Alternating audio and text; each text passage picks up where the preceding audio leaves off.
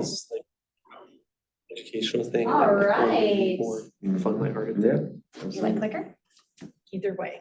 Let's do It's some more clickable stuff. now. Okay. Nice. All right, is it time? It's 1 minute.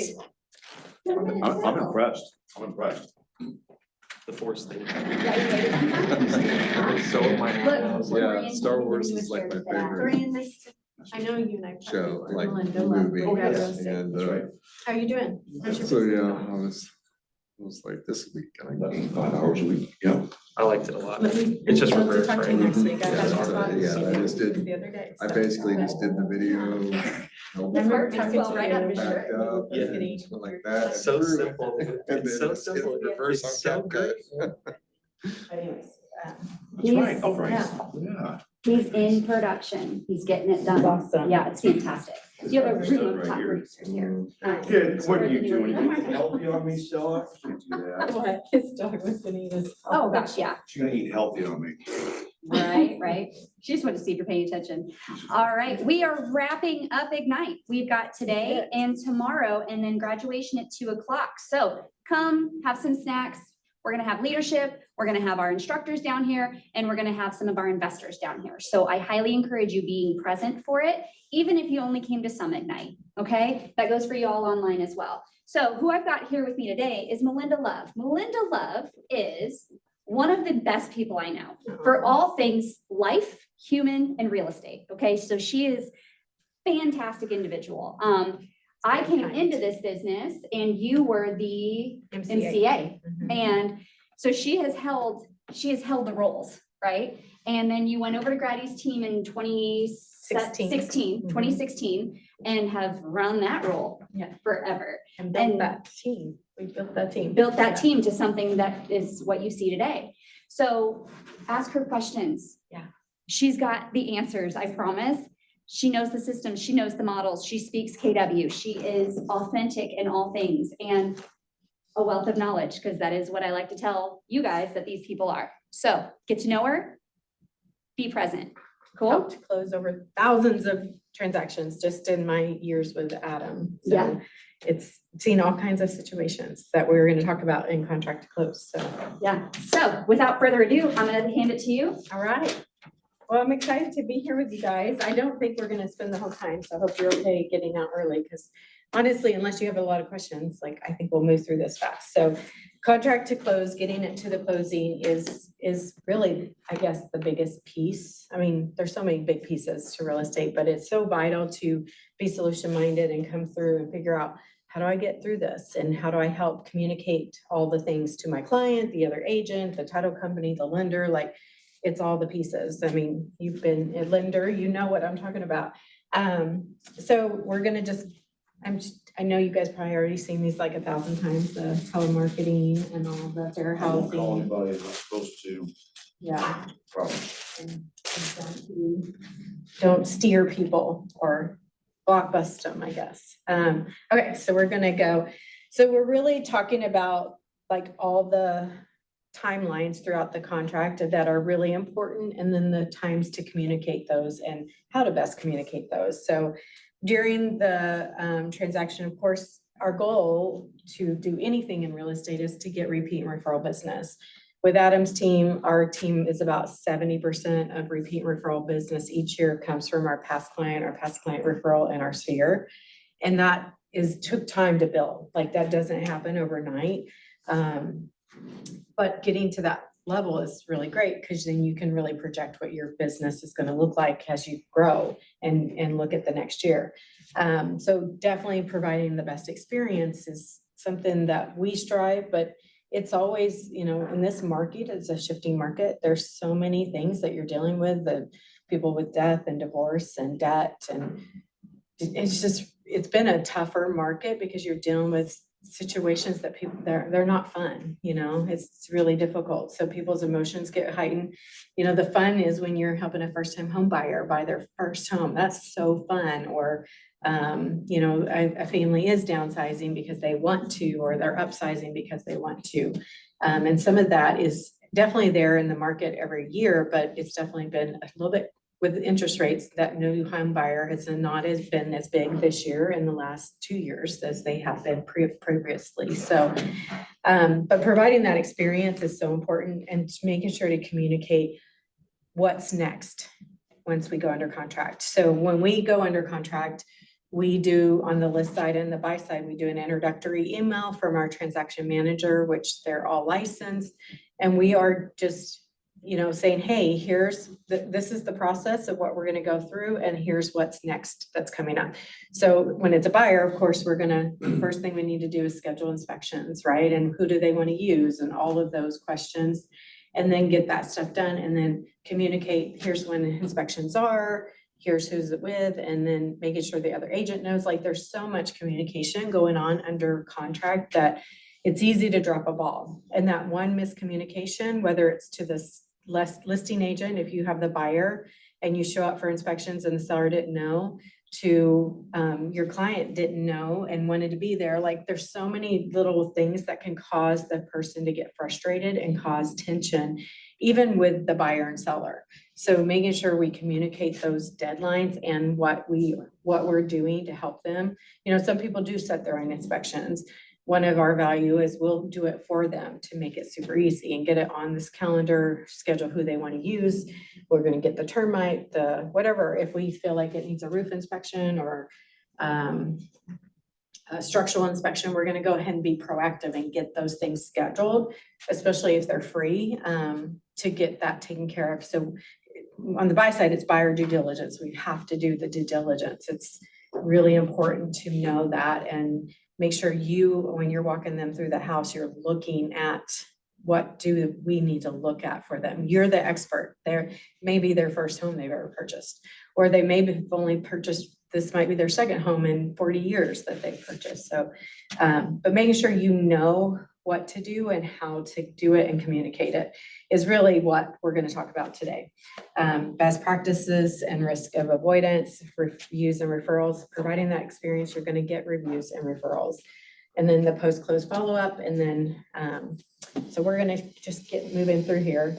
I apologize, I may not go in order because contract to close, I do all have it up in my brain. So I'm going to just kind of go with what I do and how I do it.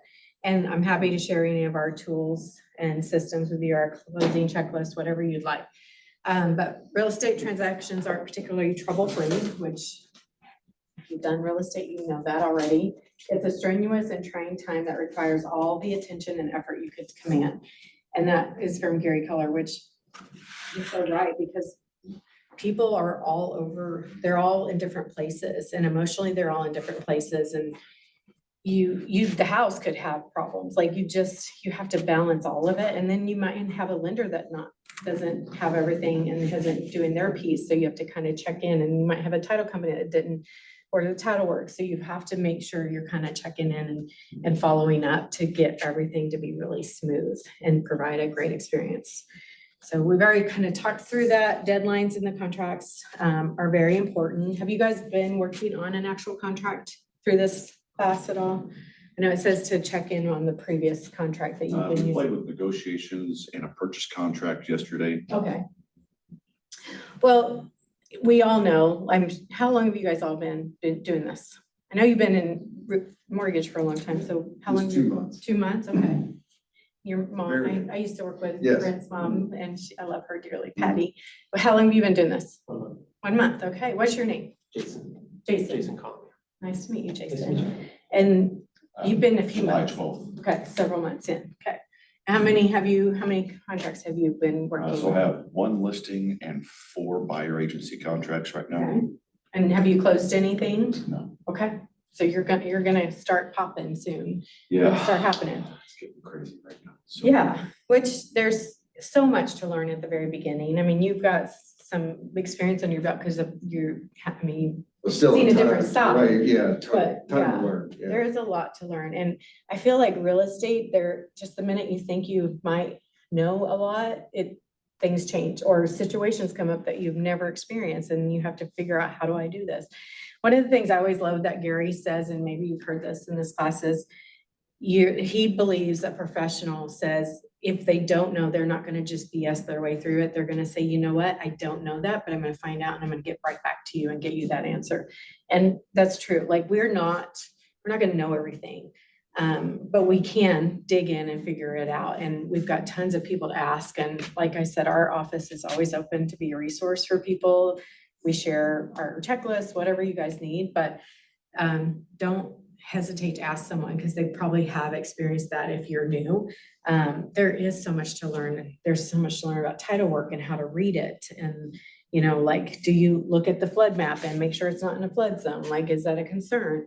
Because you are their expert, and the buyer due diligence and the buy side is literally so vital because you're helping them make the biggest purchase of their life. And to me, I take that very hard. I want to be the best to give them I want to treat them like I would my mom or dad or my sister or my brother or my kids. Like, I want them to not be set up for failure, but to have this house and be really happy with their choice. So taking that very serious. You're going to make mistakes. We're going to fail forward. I believe in real estate, everything's fixable.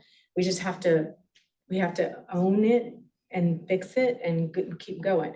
The client sometimes in our office, like, things do happen, things get missed.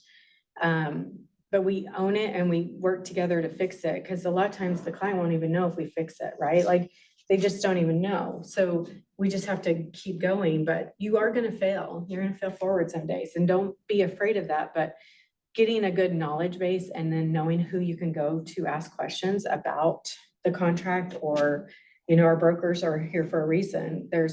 Even the contract's supposed to be black and white, but there's still gray in it and there's still questions. And your seller could read it one way and that person's buyer could read it another way. And how do you come into the middle and get a win-win? Can be a lot of almost every situation. So we're gonna use the timeline that is in every contract and just talk through that. So we all know our contract acceptance date is when we have final signatures that date. Now, if there was an expiration on that offer, we need to make sure that those signatures are all done before that expired, or we have to extend that original offer acceptance deadline within an amendment or a counter, whatever. But if you ever get under contract and it expired before you got final signatures, it's really like if somebody wanted to walk, that it's not a valid contract. So you've got to make sure you extend that offer acceptance deadline in a counter or an amendment. But once that acceptance is executed, depending on what is written in the contract, you could have 10, 12, 15 days for inspections. Again, it's vital to track both if you're the seller or the buyer. If you're the buyer's agent, you're going to, you know, again, help get this inspections scheduled, make sure that we know when they are, put them on the calendar, communicate that to the other agent, and then of course go through that. Preparing your buyer for that is really important. You know, I'm going to just share with you, inspectors know a little bit about a lot of things, which is sometimes why we need to have experts. Like, we might need to have a roof expert or a structural expert. So just know, like, inspectors, they're not perfect. It's also a snapshot in time.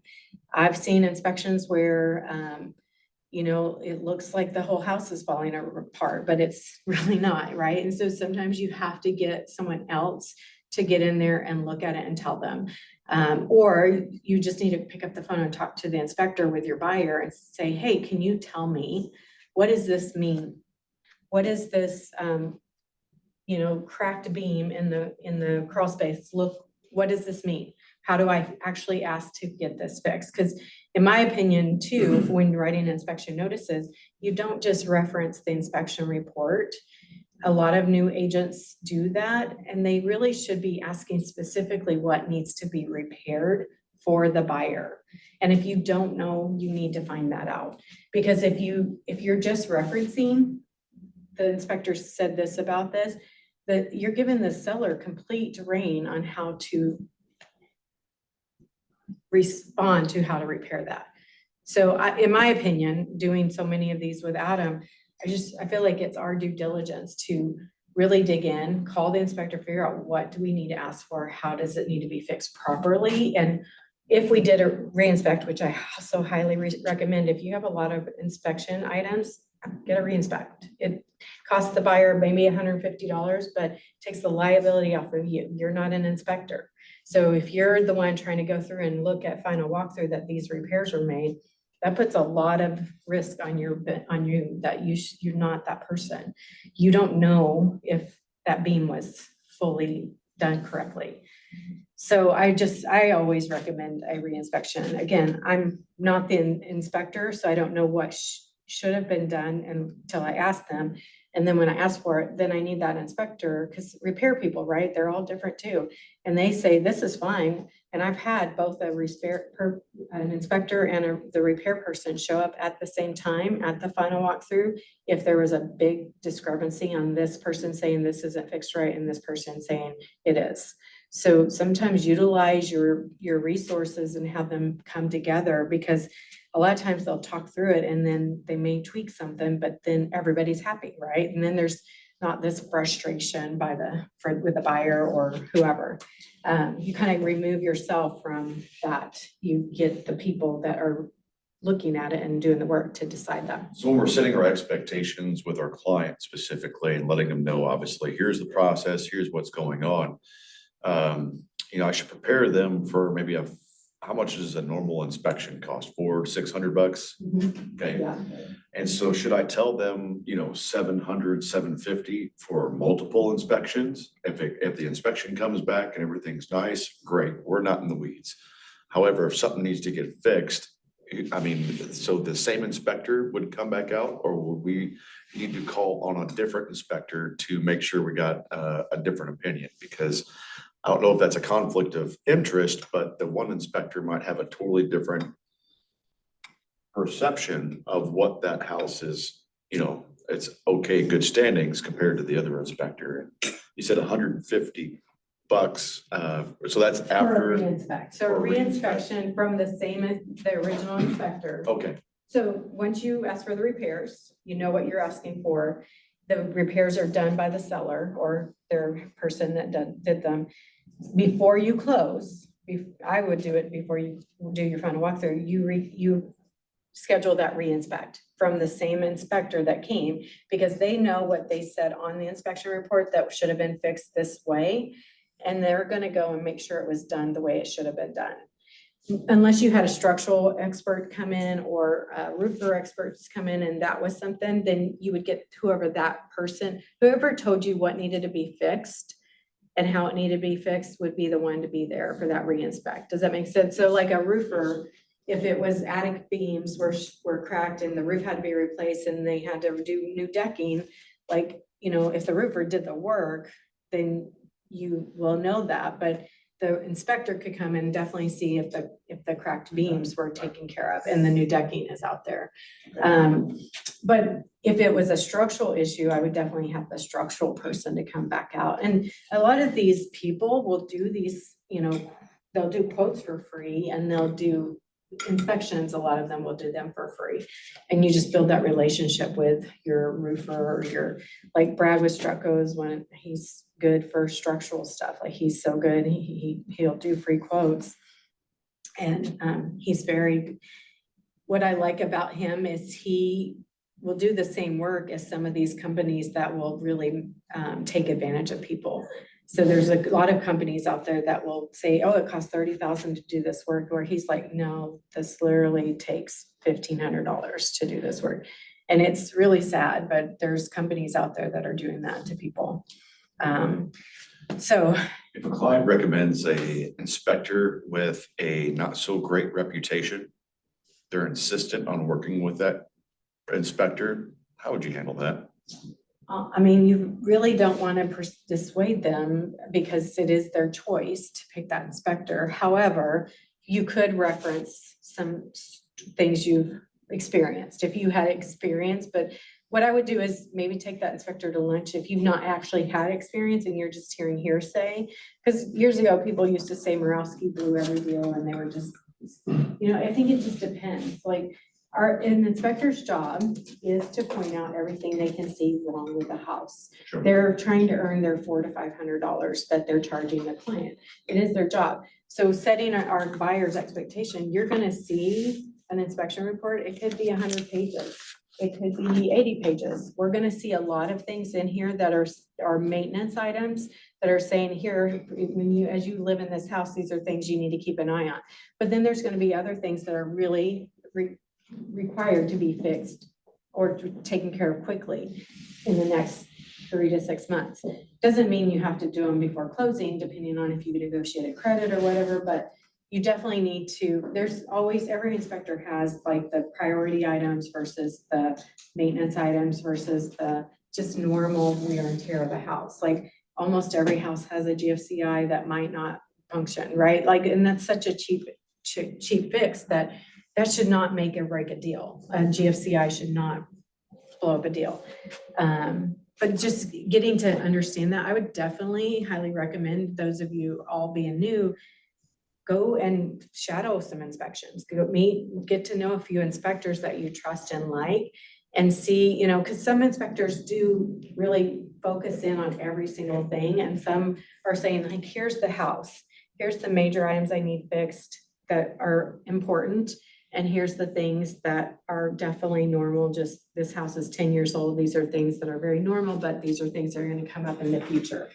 And then here's like just some maintenance. You might need to put more dirt in this section over here. Like, and buyers don't know what they don't know. They think, oh gosh, this is 100 pages. Oh my gosh, there's like 500 things on here. And that's why they need us as experts to say, this is on every inspection I see. I see this on every inspection. This is very normal for almost every house in Springfield, Missouri. But if you don't know, like, and you definitely should look at some inspection reports. If you guys need some, I'm happy to share some with you, but you should definitely I would shadow an inspector, a few of them, and just kind of get to know them, take them to lunch, figure out how, are they someone that makes everything a big deal, or are they someone that will come, talk to your client if you pick up the phone and say, hey, you just did our inspection, we've got the report, we have some questions. And you want to make sure that they're willing to get on the phone with you and help you go through that with your client. Because again, they're going to say, you know what, I see this in every inspection, or this I don't see in every inspection. We need to this is something you need a expert at to go and look and see what actually needs to be done. Like a shower pan, the grout is starting to lose and it's starting to leak, but nobody can see it because it's under the house, right? We've had this. The shower pan was gonna probably fall down at some point because the beam had cracked, and like just things that are gonna happen, but you can't see what you can't see. And so is that a big deal? Absolutely. Is it worth losing the deal over? It just depends on what it costs, right? So it's about getting knowledge. You're not an inspector, and you're definitely not a structural expert, or at least I don't think you are. I'm not either, but I do find people I can trust to understand what they're saying to me and know what I need to ask for my client to get the best result for them. And then, like, hey, Mr. and Mrs. Buyer, looks like we've got 20 items on this inspection that's, some are just regular maintenance, some are the big items that we need to definitely ask for. What's the priority to you? And again, they need your guidance. They don't know what they don't know. Some people have bought and sold homes many times and may know, Brent flips homes. He may know what he would want. Some people don't. They don't have a clue. And so they're going to need a little bit of your guidance to know, do I need to get an expert out here to look at this? A lot of times when we see something major, we're going to go ahead and get a couple quotes on that too. What would it cost to repair this? And we send that with our inspection notice because we want to be proactive and not reactive. Again, I don't like seeing inspection notices just written up where it says 1.3.4 needs to be repaired. Well, you're not telling me what really needs to be done, right? So you're leaving it up to me to decide this. And I'm okay with that as the selling agent or listing agent, but you're not doing your client, if you have the buyer, the best service, in my opinion. You need to dig in and figure out what really needs to be asked here. What's really wrong? And is it a big deal or not? And then make sure they know, like, these are things we're going to see. We're going to see things on every inspection report. It's the inspector's job to highlight everything wrong. And then we have to decide what's most important to you. Because I think with buyers, in this market, you know, we're not in a buyer's market, we're still in a seller's market, but we're in that middle way. And with interest rates being high, buyers will just walk away over a GFCI outlet if they are frustrated and they want to, because if we don't educate them and say, this is something we see in every house. So that's one thing we've experienced this year is a lot of agents that don't know what they haven't had the experience. Don't know how to help guide their client. And so then their client gets frustrated and wants everything done when it really isn't all needed, if that makes sense. So, because if you're buying a 10-year-old home, it's going to have some things that need to be done. And then we have once the inspection period ends and we have to have that inspection notice submitted, make sure you know the right form to use, but it's the inspection notice. And then the seller has the right to do an inspection notice response to that inspection notice. And the response could be, yes, we're going to fix everything. Here's our response. We're going to do this, this, and this, and give you a credit for this. Like, there's going to be all kinds of responses. And then it's just a matter, to me, it's all about communicating with the other agent to figure out what does your client want? What's most important to them, right? Like, it gave us 9 out of 10 things. Is our client going to walk away, and can we help them get through this? Or, or if that number 10 item was so important, that's the only thing we care about. We could care about 4, 5, and 6. It's about negotiating again. There's really 3 negotiations through a contract. The first is getting under contract. Second is inspections. Sometimes it's appraisals. Appraisals can be in there too. If we've had that market when we went through COVID where things were all over the place. And then, getting to the end, and if there has been any tension, sometimes that can be painful too, because if those inspection items weren't done correctly, then we have to get that done again. We have to go back to the other agent and communicate that and get a fix and a solution done before closing. And sometimes people give up and they're like, oh, this is just too much. This is too hard. I can't do it. This is too hard. It's not. It's just a matter of communicating and talking through it. But believe it or not, you see even agents give up because they don't want to deal with hard conversations. And unfortunately, part of our job is helping guide people, and some of that does involve difficult conversations. So as someone from the buyer side specifically, I'm getting ready to do an inspection on a house. We've done the inspection, and then I send the inspection notice document to the seller's agent with the inspection. And they're going to send a document back to me saying that it received it. Is that correct? I mean, they'll send a response, but they have a 5-day window to do a response. So again, once you send, we see this too, people send the inspection notice and they want a response then that day or the next day.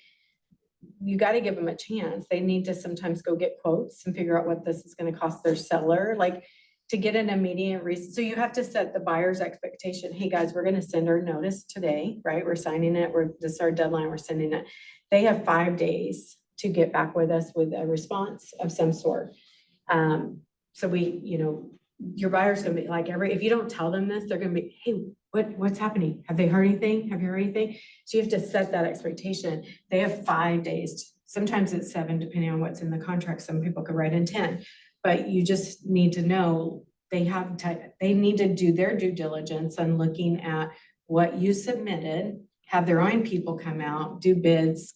They may have an expert we see this all the time. One roofer will say this house needs a full roof replacement. The other roofer will say, oh, just this one section needs to be replaced. I mean, it happens all the time. So you just have to give people the chance to do that response, but just set your buyer's expectations up that they have 5 or 7, whatever days in the contract. 5 is the normal, but people could write in 7 or 10 to get a response, because otherwise the buyer's going to be saying, oh, they're not going to do anything. They're not going to do anything. That's their first reaction. And a seller, when we bring them that inspection notice, you know what their first reaction is?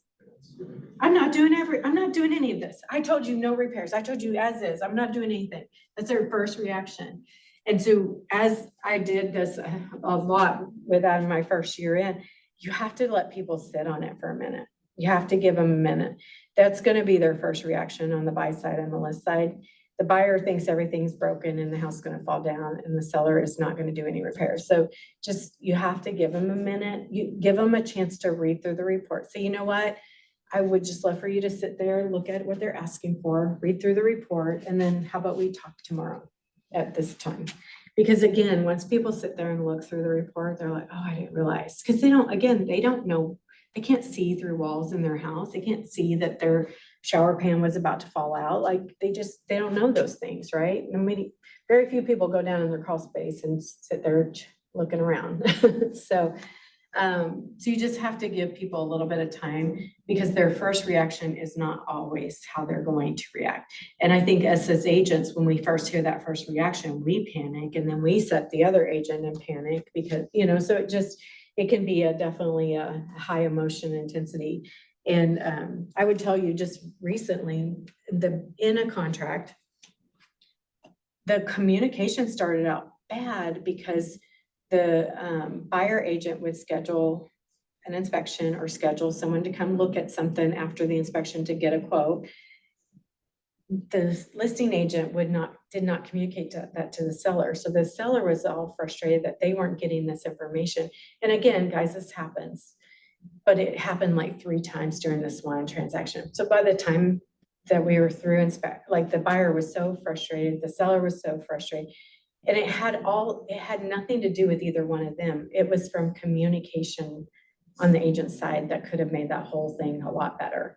And that's the unfortunate thing because it was very tough to get both people to the end because of that. And so that little communication of making sure you communicate when people are coming to the house is so vital. Some people just, even if it's a vacant home, people want that communication. It's their asset, it's their risk if somebody does something to it. So I definitely say that communication can make or break a transaction of setting the expectations for a buyer and seller, but also communicating between agents. And we're all guilty of it. You thought you sent that text or you thought you sent that email and it didn't go through. And you guys may find one day where you miss an inspection deadline, didn't send your inspection notice. That's tough because you really did not do well on your buyers and because they could get nothing. And if it was a lot of repairs, so just really put your deadlines. I always put them like a day before because I never want to miss it. So you don't maybe have to take the whole 15 days, but it's there if you need it. From once you get the inspection report, you've talked to your buyer, do we need any specialists to go out? And then we type it up, know exactly what we're asking for, and then we send it. And when you send it, you said, you're gonna send the inspection report. So if you had a termite inspection, if you're asking for the roof to be replaced, you're usually sending a roof quote because you've had a roofer out there with an expert opinion saying this roof needs to be replaced. If you're asking for structural, you usually had someone out there to look at what needs to be asked for. And so you're going to send any and all of that documentation too that you have to ask for these, why you're asking for this. So, all We right. had a specialist come in. I see you have a 30-day timeline here. Inspection happened. We need to replace some rotting floorboards or whatever it is. We need to have another inspector come in there and look at that. And all this needs to happen within that 10-day period, or once we've had the inspection, what happens to that closing timeline and the time frame of that? So to me, as a buy-side agent, a sense of speed is important. Sure. Getting those inspections scheduled right away and then looking over that report, do we need any experts? Because once you're at that deadline, there is in the contract a window, but you have to ask for it. And if you don't, you aren't given it. So you have to ask for it. And if you don't hit that window of that deadline to ask for those items without inspection notice, you've missed your deadline. So your buyer is not really able to ask for anything. And so we didn't do a good job for them. So even if you, like I said, in the contract, there is an extension of a 5-day window, but you have to send that notification out within that first deadline. And then you still have to get it done within that 5 days. So to me, it's always just do it as quickly as possible, get these things lined up and get it scheduled. Because if you wait till the 10th day to do your inspection and your inspection's due on the 10th day, that's not good. Like then you have no time to look at, do we need an expert for anything? And so to me, it is time of essence. Time is of the essence when it comes to that. So within that 10-day window, we need to have it inspected, and if a secondary person, a specialist needs to come in there, they have to do that within that 10-day period as well. So the client is like, man, I know a guy, I'll get this roof done. Decides to do a quote himself to find out what that is going to, look like. If how do I say this? You're talking about your buyer. I have a guy who did a roof inspection. This guy had a guy who did a roof inspection. We're coming up with two different, ideas. What happens next? Does the buyer say, hey, I'd like someone else's, I'd like to have a third opinion on this and have another specialist come out and look at that? Like, my big thing is like, what if someone says, like you just said, hey, the roof is fine. The other guy says, hey, you need to replace the decking on this thing or whatever it is. That's two polar opposite opinions of what needs to happen to that roof. Then at what point do we get a third referee in here and say, oh, well, yep, he's right. Yeah, I mean, as long as you have time, I would do it quickly. Like a lot of times when I first started, I would get 2 or 3, if I knew we had a roof replacement, I would get 2 or 3 quotes for my buyer before we ever sent the inspection notice. Because I like to be proactive, so I wanted to be prepared for that situation. But if you find a good roofer that you trust, that does quality work, doesn't just try to replace roofs for the fun of it, right? Like you've got to know that their work is solid and their reputation is solid. Then I mean, we use right now about 2 or 3 roofers. And so, because again, we are dealing with a lot of inspection notices, sometimes one roofer is busy and can't go out and look at this. So, but we've done enough business that we trust their work to know that they do a good job of not being scared that it has a few shingles, needs to be replaced, and it's a total roof replacement. I mean, to me, hail damage is pretty clear. Like it's pretty cut and dry in my opinion. It either has hail damage or it doesn't, and you usually can see. I mean, I've had inspector where he took and did the inspection, did not mention anything about the roof, but as we get through it, we send a roofer out. It does clearly have hail damage. It's in those pictures of the inspection report, but he doesn't flag anything. So that's why I'm saying you have to look through this inspection report too and ask questions and become, knowledgeable on what things look like, because or have to pick up the phone and talk to them, because you have some skin in the game to do the best for your client and be their best fiduciary. So to me, the more we can do to take care of our client and find out that information, the better. But what usually happens is one buyer has a roofer, submits the request. The seller has a roofer that comes out and says it doesn't need a full replacement. It needs this, this, and this. We're willing to do these things. So that's where it usually, now, if your buyer, I think if your buyer is gonna use someone, then it's their choice to use someone. Unfortunately, you can help guide them, but you can't tell them you have to use this person. So what if this is pretty major? I mean, we're replacing maybe a common or something like that. I mean, that's pretty major stuff when you get into the structural part of a roof. And we have a 30-day closing. We've waited till day 9 or 8 to actually receive the inspections back. Well, the roofer is booked. Roofer is solid booked. I mean, do we just push the closing date back until these items are completed from the seller's approved side? You really have 2 choices. So one, as you get to build your business and you build your vendor business, and get to know those vendors, sometimes if you build those relationships, they're going to do the work in the time that you need it, typically. Now, sometimes when there's major hailstorms or something, that's going to cause some delays, but you have 2 choices. You either extend closing, which can affect everyone, or you put the money in escrow of 1.5 times of what that roof is supposed to cost, so that you're covering the buyer and making sure that they're taken care of. Whatever doesn't cost goes back to the seller once the work is done. And everybody signs off on the escrow that's held. So that, I mean, we've had to do that. We've had to hold money in escrow for roofs before. Just, you don't want to do that. Like, to me, I would rather have all the work done if possible. And I would just, again, I really build that relationship with that vendor to see what you can get them to do for you. Because if they want to work with you as an agent, they're going to try and take care of you too when you have deadlines as well. So you'll find that there's some people, and again, you want to get to know them and make sure you can trust them. So, and those are your two choices: extend closing or hold the money in escrow. Who's involved in the transaction? No, you guys, who do you guys think are involved in the transaction? Let's shout them out. Like in the whole, Yeah. Who all is involved in a transaction?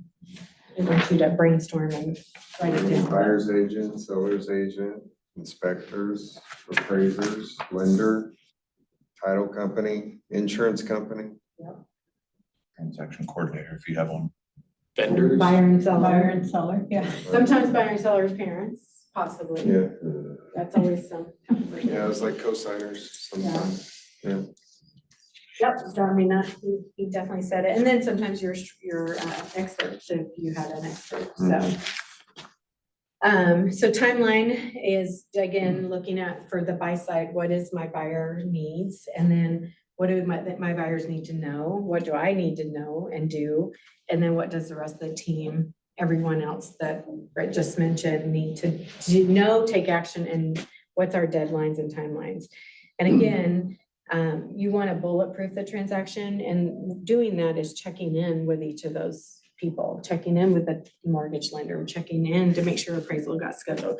Believe it or not, sometimes people will hold on and not do appraisal until they feel like inspections are over with. That's not how a normal transaction should run. You should never wait, because then you probably are going to cause a delay in closing, because some appraisers can't do it as fast as others. So, everybody really, when you go into a transaction, everybody needs to trust that everybody's going to do their part to get everything moving forward. But sometimes you don't get title work in at the time, and you need to kind of be checking in on that, because again, we only have so many days in the contract to get title work back and have everybody review it. Especially if you're on the buy side, the buyer needs, again, they have to review stuff and say something that, hey, I have a problem with this, or their deadline ends and they're out of deadline. And then they're screwed. And that's not a way you want to leave a buyer. Like, I would just feel awful. I did have that happen last year with a friend of mine. They were buying and selling, and the other agent totally missed the inspection deadline, totally missed it, and wanted all these repairs done, and didn't even realize he missed it. And then he wanted to ask for all this stuff, and we're like, I'm sorry, you missed your deadline. And it sucks, but you should do your due diligence. You've got to put those deadlines on the calendar and make sure you're hitting them. Those deadlines are so vital to you being the professional, to making sure that you're taking the best care of your client on the buy side. So again, here's the timelines. Earnest money has to be delivered within a certain number of days based on what's in the contract, usually 5, unless you write in 10. Then you also, again, need to schedule the inspection, inform the other agent when the inspection is scheduled so that they know. And I always put this in, I think the best thing to do, even if you pick up the phone and call them, I love that, but always put it in writing too. Always put it in writing, because if they say, well, you never told me, then you have nothing. So put it in writing, in an email. And then again, now it's time for us to get the inspection and look at that, and do we need anything else? And then we have to send our inspection notice, and then the seller has a chance to send the inspection response. Again, that's when we're back to a negotiation. If they didn't say, yes, I'm fixing everything on your list, it's back to a negotiation. And we'll sometimes, in this year, and then this happened back in like 2016, 2017 too, we'll sometimes see a 3-page inspection notice of like, see exhibit A, and they're listing everything in the inspection report, which again, some of it is not that vital, but so then we're like, okay, are they just trying to get out of the contract? Like, what's going on? And we call the agent, oh no, they just want everything done, but they didn't give them any expectations on the front end to go over any of that stuff, that this is just maintenance, or let's call the inspector and ask questions. Is this important before we close on the house?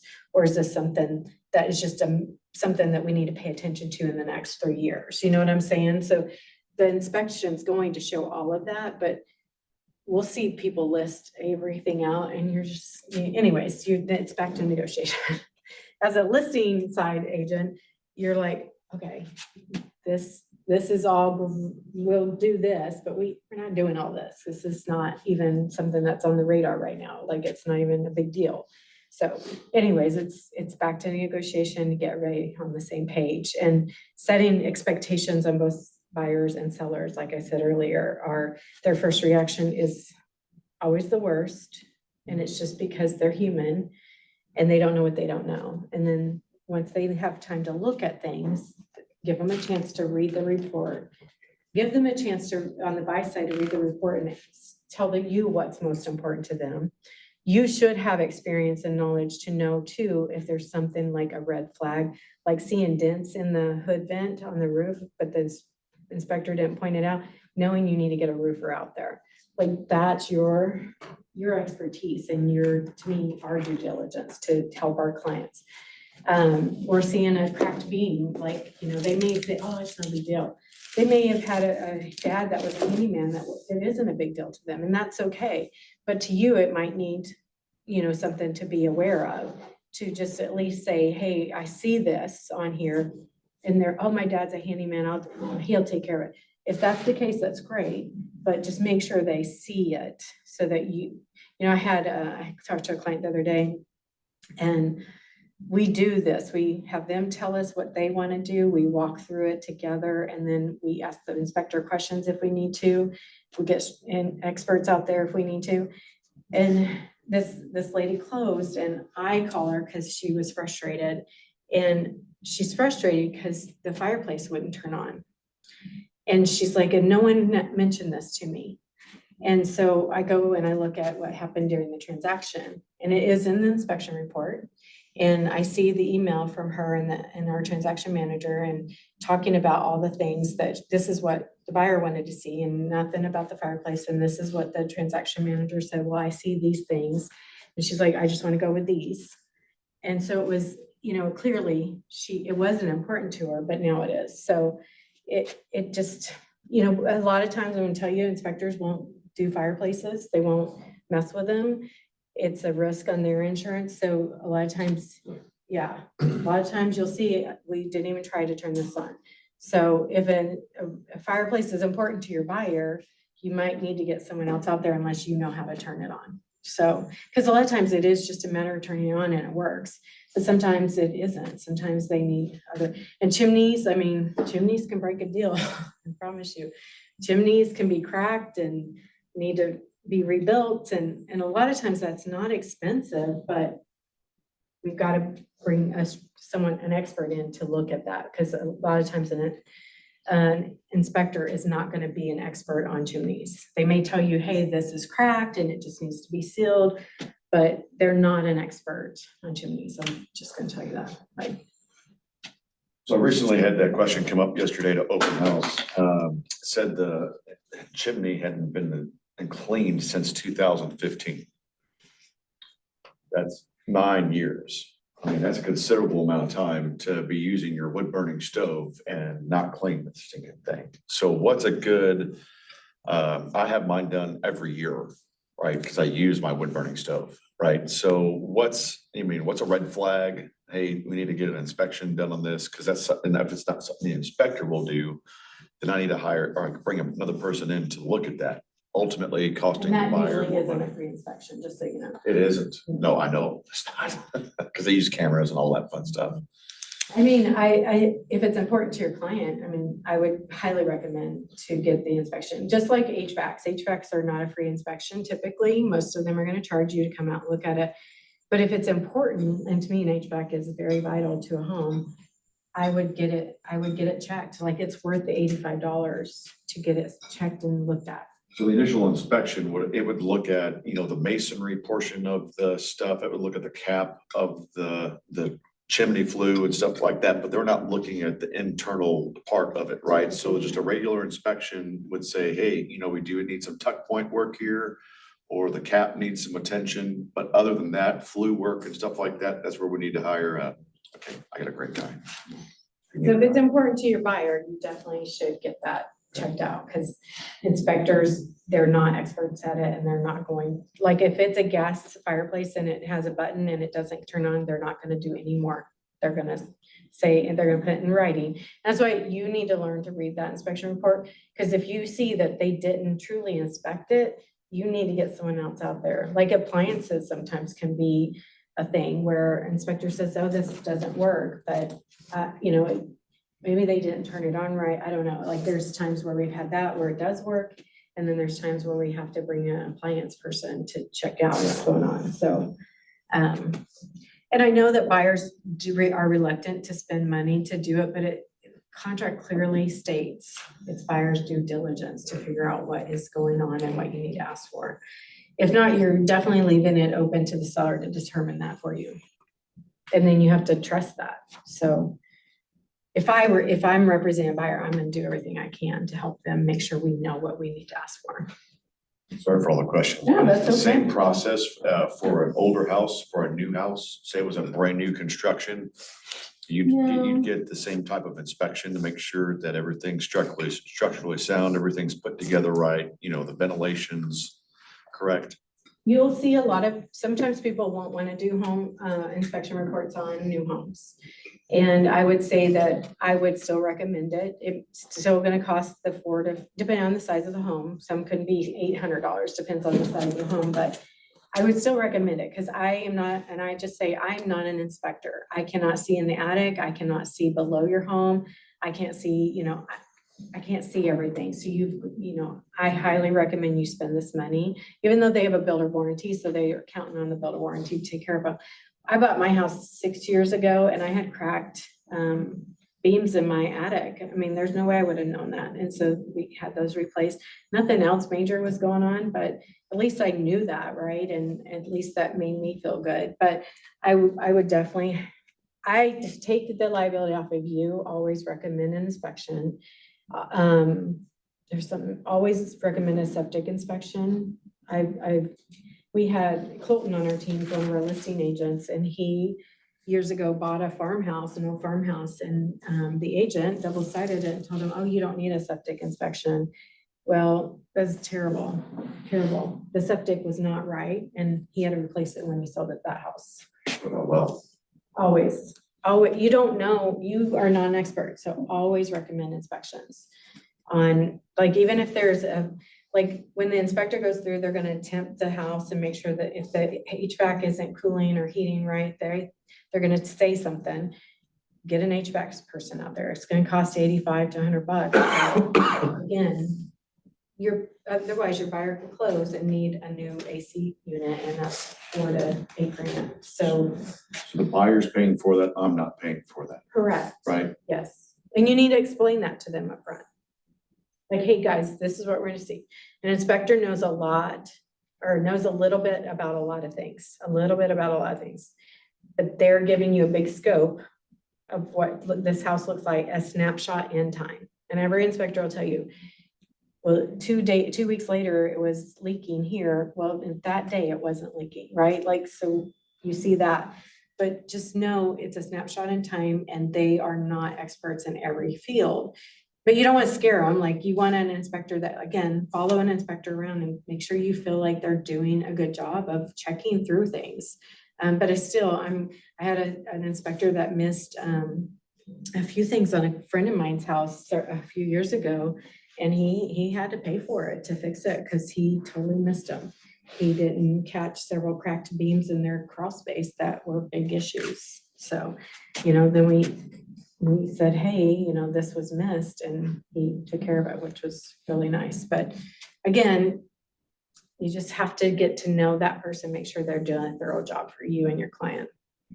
And that way you can recommend them. Like, you can't tell people who to use, but you can recommend people to them.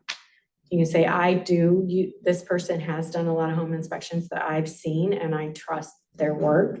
But no inspector's perfect. Like, I tell every person I talk to, there's no inspector perfect.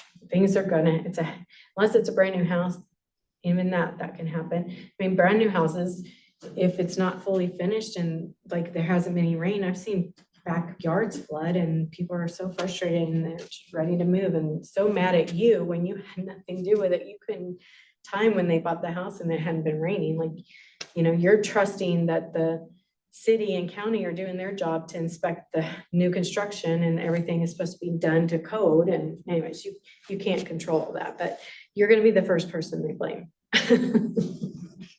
So, and that affects your reputation and your repeat and referral business. So when that inspection period ends, you definitely, that's when we're hopefully going through to get to closing. You do still have to make sure title work comes back and the appraisal, but once you get through inspections, I feel like it goes pretty easy. You do need to make sure repairs got done if they're doing repairs, and then you need to also make sure that you've got your final walkthrough. I would highly recommend, I've seen agents doing this and I'm just shocked that not doing final walkthroughs. Like, I know we require it, but a lot of other brokerages don't. That is the worst thing you cannot do, is not do a final walkthrough with your client. Because houses can flood overnight. Like, you should really do it the day of closing if possible, or very least the night before. And a final walkthrough, it's just the paper that they sign when they're at the final walkthrough or at closing, saying they walked through and everything worked. And what a final walkthrough to me is you're going in and you're walking through the house. You're not doing a re-inspect. You're not looking at what was on the inspection notice and checking all that, because you should have done a re-inspection, because you're not an inspector. You are just walking through and you're turning on the stove and making sure everything heats up. You're flushing all the toilets, making sure they're flushed. You're turning the shower and make sure stuff's draining. Some of that you can see if it was on the inspection notice, like the tub didn't drain well. You can see that got fixed, right? But you can't see everything if it's other things that are hidden. But you're opening the garage door, make sure they open and close correctly. You're getting the key out of the lockbox to take to closing. You're just checking anything that functions to make sure it's still functioning at closing before you go close. Because your chance once you sign, it's their house and they now are responsible. Saw your timeline said buyer's agent and listing agent, but are you also inviting the client to this final walkthrough as well? For final walkthroughs, usually it's communicating with the buyer agent, listing agent. You on the buying agent and the client should be doing the walkthrough. You need to let the listing agent know when you're doing it so they can make sure the seller is out of the home. So that communication is vital, because we've had that where people didn't tell us and the seller's still home and didn't have any clothes, no one was coming. So that's where you have to communicate, but it's really, you're walking your client through. And hopefully they're really happy at that moment right before closing and super excited about their new home that they're about to purchase. So but definitely do a final walkthrough. To me, we are definitely opening ourselves up to a lawsuit when we don't do that. I mean, Adam's been in the business 20 years and he's done them in the morning of, and he's had ones where he did it the night before and it flooded the next morning before closing. So you've just got to do it. I know it can be inconvenient and it can be tough, but again, treat your clients the way you'd want to be treated and doing the best that you can. Sometimes you don't have a choice to do it if it's an early morning closing, so the night before, and also you really want to do the walkthrough once the seller's completely out. So you kind of have to coordinate that with the agent, the listing agent, because sometimes if the seller's not out, then you can't check everything the way you would want to check it. Like, I always check on the heater or the AC to make sure that kicks on, because I want to make sure that's working before we close.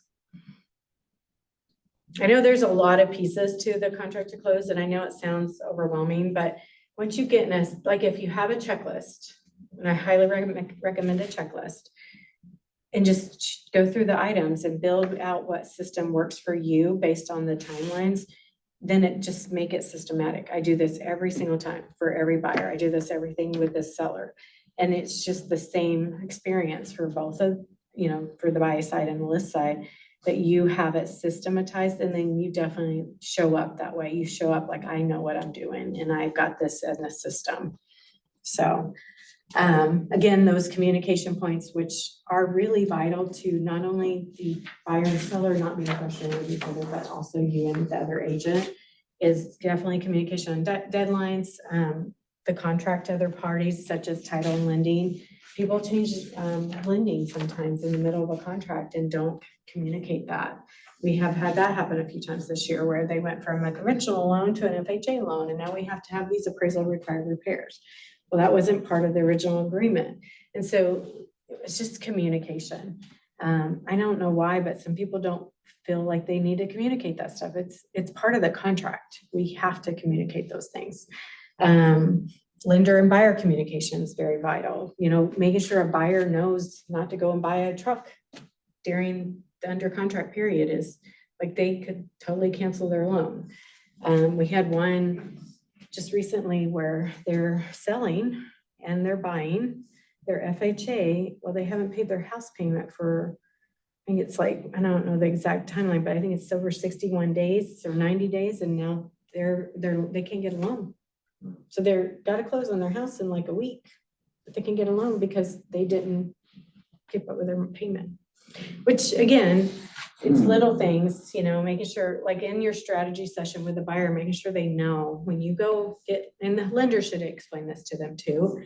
But as an agent, I feel like sometimes we have to kind of wear a few hats of knowledge and education. We're not a lender. I trust my lender is going to explain to them what their house payment looks like, what the interest rate looks like, all of that. But we still need to have some knowledge around that. And so we can help guide them. But we're not the lender, we're not the inspector, and we're definitely not the repair people. So what would you do in a situation like that you just said, like they now can't get a loan, but they've already found a house? What do you do? What's the next step on? we're working through that right now. Like, it's a current situation. So luckily the seller has got a delay on the purchase of their home. So that works well, thank goodness, because, and I'll share that situation because that's a unique one too. The seller was a flip LLC. They did their flip, and under the 90-day rule of flipping a home, got it under contract. So now we really have to start over. So there's a 90-day rule of flipping for FHA loans. And so you can't put it under contract within 90 days of it. Is it closed or being, I think it's closed from the original When purchase. the first deed was recorded, basically, it's, Yeah. you can go under contract the 91st day. 91st day. Good. And we went under contract like 88th day. So that works in our favor on the purchase, but they're still going to be homeless because they can't get out of their contract. Like it's under contract and closing in a week. So the lender is working with them to see what we can do on hopefully getting them back, but they have to restart the whole process because of them being default on their. So we're still working through this actively, but it's just, so the more knowledge you have about some of these rules and guidelines, I know you can't remember everything, but some of it is painful. And all you can do is take it one step at a time and take it one situation at a time and just get the most information that you can get from the experts and share it with your clients.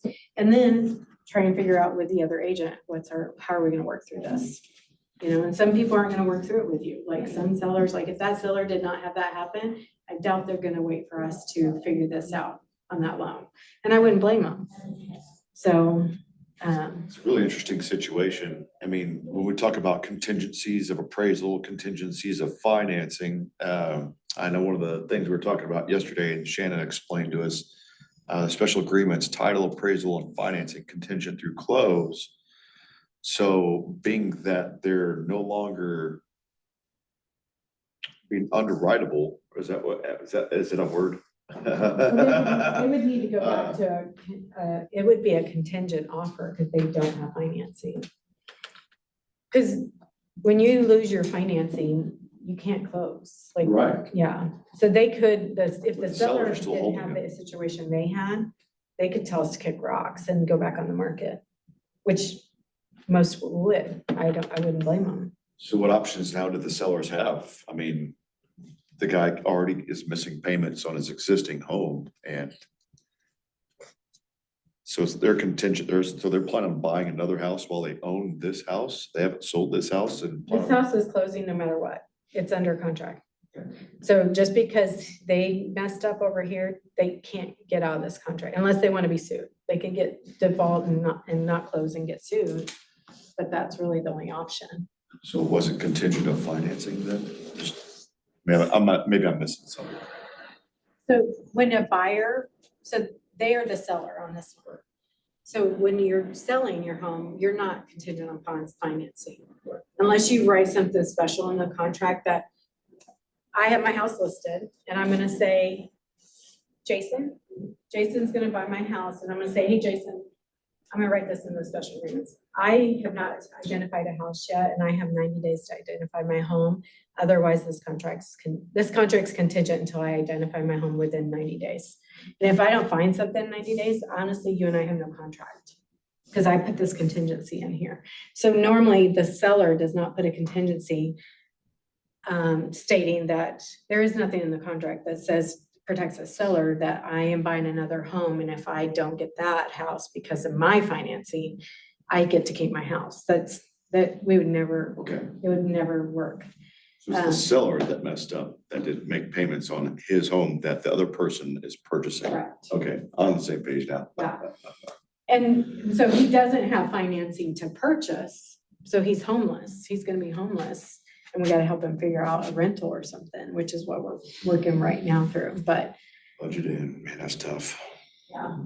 Well, it's just, it's communication, like making sure these buyers, they're young and, I mean, people who you think know not to get behind a house payment, but I don't know why. So we talk about a reverse contingency. What's a good timeline for reverse contingency? Well, and that's only if the market allows it, right? If the market's moving, they're not gonna typically allow too many reverse contingencies, which that's what a reverse contingency is saying, I'm going to look for my house for 90 days. I'll take your offer, but we're contingent unless I find something. That's a reverse contingency. Okay. And your timeline to do appraisal and finance through close, we started that years ago and that one I told you they missed their inspection deadline this last year. He also so then he said, well, we're not buying it because we are financing. And I like, you missed your finance contingency too. Like he didn't even have any of his deadlines on his calendar. I was like, anyways, shame on him. Like shame on that agent, not doing his job, take care of his clients. He is not a KW agent. I'm not gonna name names, but just, we are the professional and we need to show up as that and just do the best that we can to help our clients. And again, you're not gonna know everything, but don't hesitate to ask people questions. Because people will share, especially at Keller Williams, they're gonna share a lot of knowledge and anything they have to help you. They want you to succeed. And to me, the more agents know on the front end that work with us and do contracts with us, the better it is for everybody, to me. So we are always willing to share that information. But these are all the communication points, which I think we've covered all of them.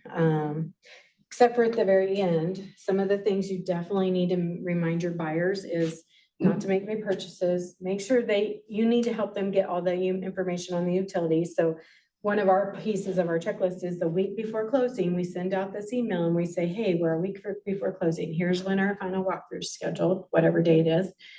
Here's what closing date and time is, and here's the location. Here's your utility information. Make sure you get them contacted and have utilities turned on the day of closing. So you just want to make sure you've got them set up for success and they have all this stuff at ease. Some people are going to already know this, and some people, I've had deals where we were at the closing table and he's like, oh, I didn't get a utility set.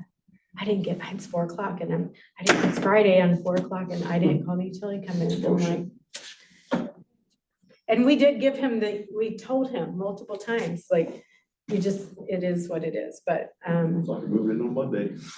well, hopefully it's not a winter month though, like luckily that was a summer month, but the more we can help be that reminder of the things, because again, we do this every day. We see inspections every day. That's one of the things when we go over inspection, we see this every day. We see these things all the time. We don't see everything all the time, but some things we see all the time, right? And so there's no perfect house there's just no perfect house unless it's, I don't know, very rare.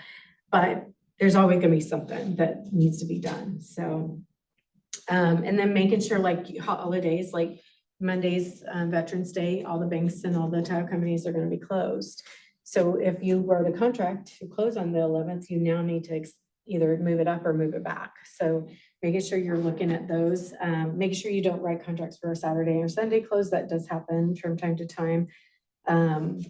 Negotiate the inspection report. Again, I always try to find out what's important to them and then what's their must-haves, because everybody has their must-haves and then they have some things that they're like, oh, if we don't get this, I'm okay with it. Doesn't mean you need to tell the other agent that. In fact, your fiduciary is not to, but what can you get it to? Where can you get them? But also make sure they're realistic too, because I don't know, when we're not realistic and we don't help guide people. I had a client years ago, she was looking for a home for 3 years. She could have bought, when the market was before COVID, could have bought her dream home, but she was so picky and everything had to be perfect. And we looked for 3 years. She's a friend of mine. And I am like, you're gonna wish you would have bought, you're gonna wish you would have bought. And she's like, I wish I would have bought. And I can't change it. All I can do is guide her, but this is a perfect house for you, but you can't make them do it. So, and now she wishes she would have bought, because now she did finally buy this year and it's not everything she wanted. And so she couldn't get everything she wanted on that first house, but she had so many options and would have had way more equity. The prices were so much better. So, but definitely keeping in touch with all the parties is very important. And I definitely would document everything. Documentation is important, because if we ever get audited, Market Center will get audited from time to time, and they'll pull random files and they'll want to make sure you have everything signed and dated and all those things. And if you ever get sued, you're going to want to make sure you have that documentation. So there definitely are templates, like on all of our documents, we create templates to where we don't have to recreate that contract from blank space every time. And I would highly recommend that. We use .loop still.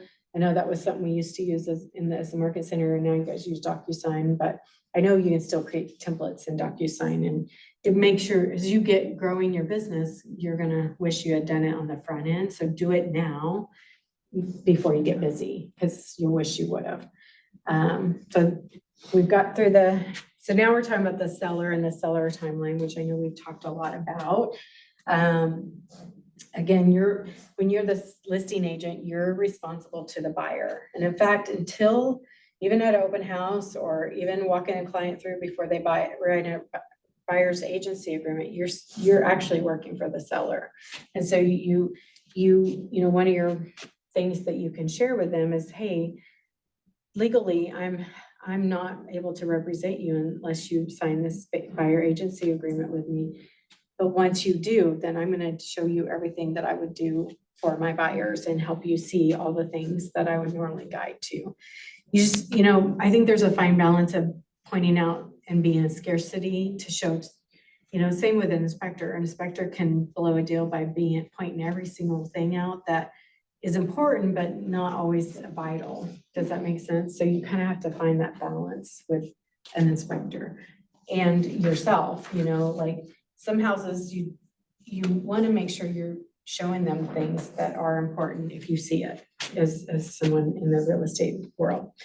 So now we're talking about seller transactions and the seller timelines, which are really very similar to the same as a listing agent.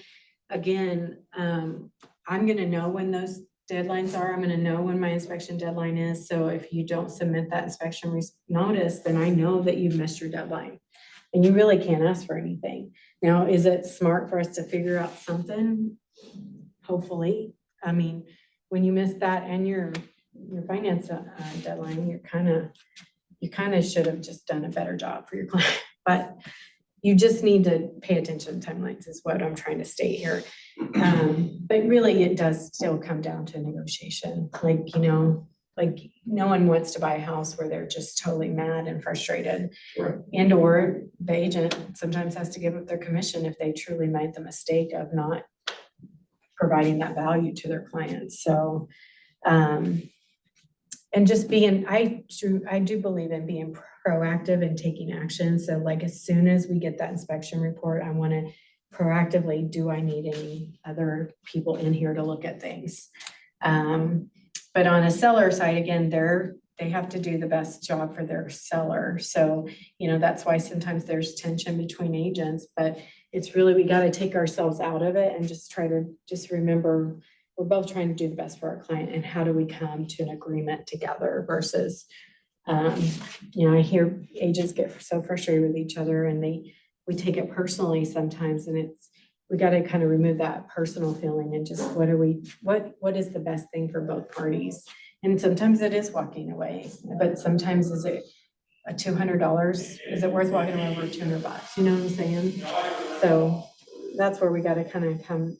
And again, sometimes you need to give people time to sit on it for a minute. So same timelines, you're going to want to make sure you're checking in on that appraisal and making sure the lender, you know, has got all those things going. To me, I've seen that over the years. Like we had one just recently where the lender in the first 16 days of the contract, nothing was done, nothing, not one thing. The appraisal hadn't been ordered, hadn't touched the file, hadn't started processing, nothing. And luckily, Jenna is our listing transaction manager. She was on it, and now the ball's rolling and we're still going to close on time. But that could have really caused us a delay. I had a client a couple of years ago. They worked at a bank here that does lending, and used their company to be their lender. Couldn't get a hold of his lender for 2 weeks. We're closing the week after the 4th of July. He calls me in a panic on a Sunday night on 4th of July and says, I can't get hold of my lender. We don't know. I mean, we've been trying to get hold of him too. And it just blows me away why you can't get hold of a lender, but it is what it is. Couldn't get hold of them, couldn't know if they were for sure going to close next week. I got him in touch with another lender. He closed them within 7 days. His lender had been on vacation, it's just really sad. But so that's why you've got to, like our job, even when we're taking time off, we're still in it unless we have someone helping us. We still have to respond to all those things and those deadlines, whether we're trying to take time off or not. So I don't know. That's so sad to me that, people won't get back to. So be good at customer service. Like our job is to take care of people. And sometimes people won't do their job. And so you have to help to push that along. If that makes sense. I think we've talked about this a lot, about communication and deadlines. When you go under contract, you're responsible to process the contract. And what that means is you're going to send it to the title company. You're going to send it to the lender. We type up a cover sheet that breaks it all down. This is the buyer's information, seller's information, contacts, other agent, co-op agent. This is what commission looks like. This is sales price. This is any selling concessions, earnest money. All of that is on this one-page sheet. And here's what the lender information and the title company. And then we send that to the lender with the contract. We send that to the title company with the contract. We even will send it to the other agent so they know, hey, I'm the transaction manager. I'm going to process this. If you have any questions or anything, please communicate. So it is your job. I've had title companies tell me, oh, I didn't even have that contract yet. And it's been 2 weeks in. So it happens. So just know, like, it is our job to process the contract and get it. If you don't have a transaction person, it's your job to get it processed to the title company and the lender. And even though you don't have the buyer as a listing agent, we still will reach out to this lender just to make sure that we're checking in to make sure things are moving along. Again, I've had deals where, and nothing against any specific lenders, I'm not gonna name names, but there's certain companies that say they're for veterans and they're really not, and they just don't do a good job, and they let the ball go, and we've had 2 months close delayed because they didn't do their job, and it's really frustrating. So this has been years ago, but I would counter every contract I'd see with that lender just because it was such a frustrating experience for our buyers that it's not worth it. And I would definitely advise my buyer not to use that company if I could, if I had a say in it. So, because you want someone that cares about them and is gonna do what needs to be done so they can close on time, especially if they have a deadline that they have to hit. So, or they're gonna be homeless. Again, documenting everything is very important. And again, you can build templates and systems for this whole process. I love that it gives you this timeline, so you really just know, like, I gotta build a system for each, a reminder, a checklist for each piece of this timeline for my sellers and my buyers. All right, do you guys what questions do you have? I know that was a lot. Less of a question, it feels like, this is similar to a couple of the other classes that I gone to where I just feel like kind of exposed a little on, everything up to the signing of the contract, feel super comfortable with so far because it's pretty much all the training focuses on. There's not a whole lot of training on this side. And so the last week or two, as I'm kind of getting into these conversations, I felt like a lot of almost like guilt, but kind of anxiety about it because I really want to have a really good client service, client experience. And I'm asking myself the question what's next? What's next? What's next? What's next? And sometimes I don't feel like I have a good answer.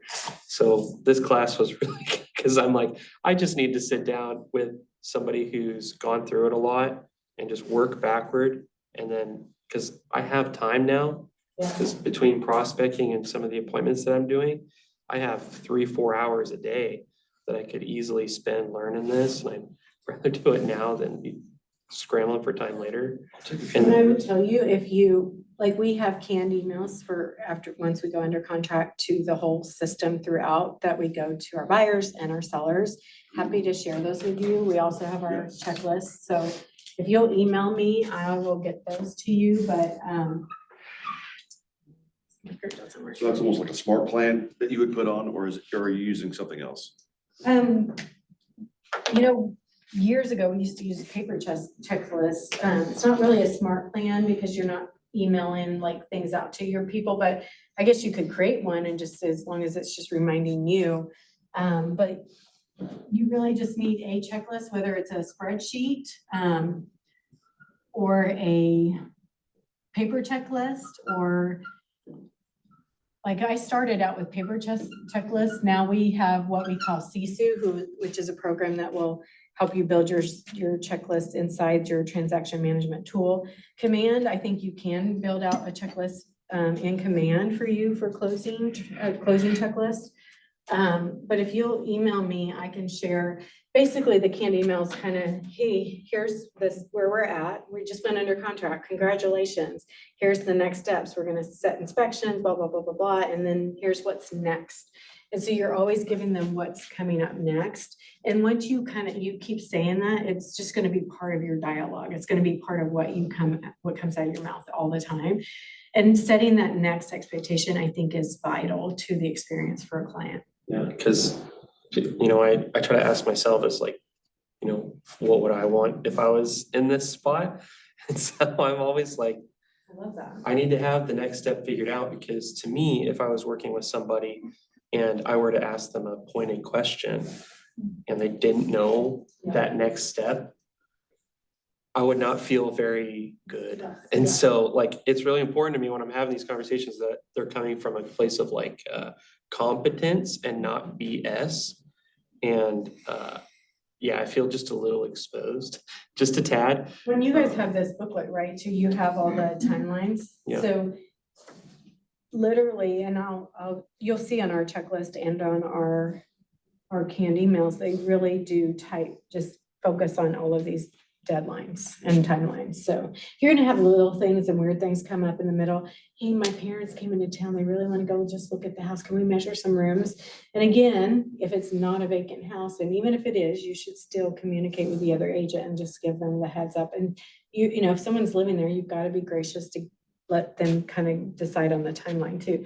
You also need to kind of like, some buyers want to go there a dozen times before they close. That's not not normal. And especially if someone's living there, right? Like if a couple of times I can understand, but you know, a seller's going to get really frustrated. And then you lose what I try to explain to them, guys, if we do this and we're not strategic, we're going to lose our negotiating power when it comes to inspections. So let's get through inspections and then we'll ask for those things. So, you know, it's just advising them, like they don't know either. They're excited. They're so excited to get this house under contract. So they don't know. So they need you to kind of guide them, like what's too much to ask for and what's just right to ask for, you know, like, or if they're not asking for enough, like I see this that you should, you know, for inspections. So Email. definitely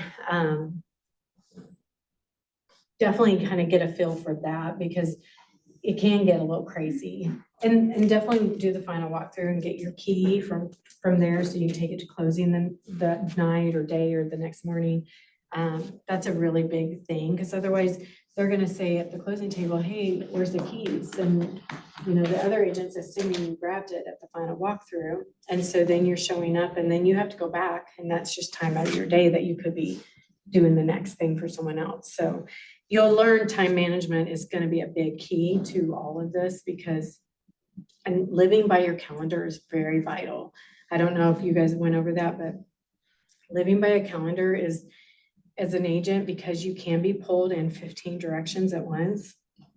If you don't master that, you're gonna let somebody down one way or the other, whether it's someone that you're close to that you live with or have family and friends, or you're gonna let your client down and somebody's gonna be frustrated. So mastering a calendar is very important before you start to really grow. You got a message from someone online here, Tammy. Oh, Tammy, hello, Tammy. I know Tammy. I got your email, sister. We also get your phone number. Yes, Put it sorry. as a contact and then. Yes, absolutely.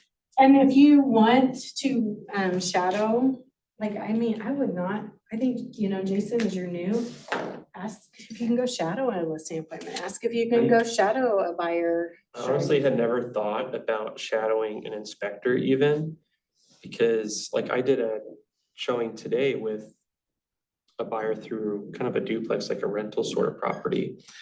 And I had done some research beforehand of, you know, loan types and like common things that come up that have to be repaired for certain types. And so I was looking for those as I was going through, but as I was going through, I saw even more stuff that I wasn't really expecting to see, like huge red flags in my eyes.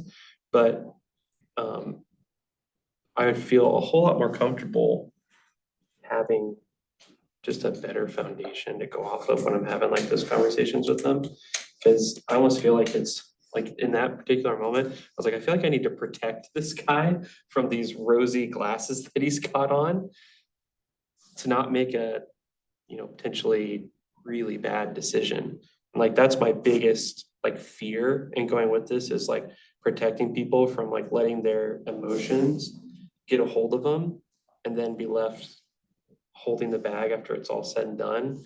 And me I could have done something to help prevent that. Well, and I do get that because I'm very similar, but I also would just balance that out with knowing that you can't determine everything for everybody. And like I said, I've had clients where their dad was a handyman. They grew up building and doing construction. And so some things aren't scary to some people. It might be to you and me. I've never built a house. Like Brent's done a lot of flips. I've not done that. So just know, like, you can't also put what you feel onto them. Yeah. So you do have to kind of balance that out because some people aren't scared of doing that work because they know it's not that hard for them. Or an investor, if this was an investor.